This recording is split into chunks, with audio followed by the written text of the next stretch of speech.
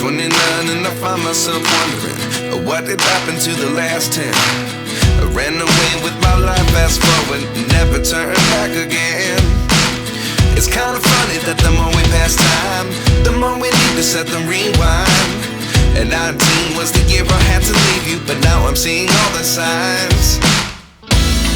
Is this really happening? I can't believe it's true. I'm just as surprised as